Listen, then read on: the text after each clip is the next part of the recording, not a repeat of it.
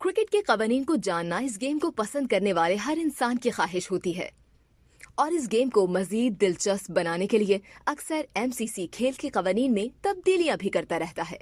MCC यानी Marylebone cricket club ने इस साल क्रिकेट कवानीन में मजीद अहम तब्दीलियां कर दी और रिवर्स स्विंग में अहम किरदार अदा करने वाली एक तकनीक पर पाबंदी भी आयद कर दी।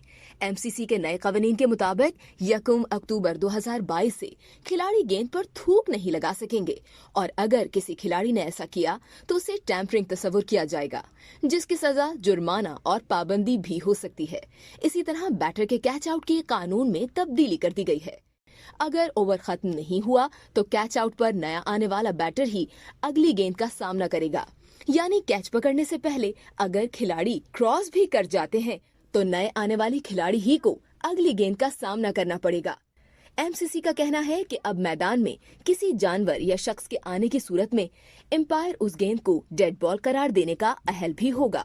यही नहीं बल्कि वाइड का फैसला बॉलर के रन अप से कबल बैटर की पोजीशन की बुनियाद पर होगा, यानी रन अप के दौरान अगर बैटर पोजीशन तब्दील करे तो वाइड के फैसले पर उसका असर नहीं होगा।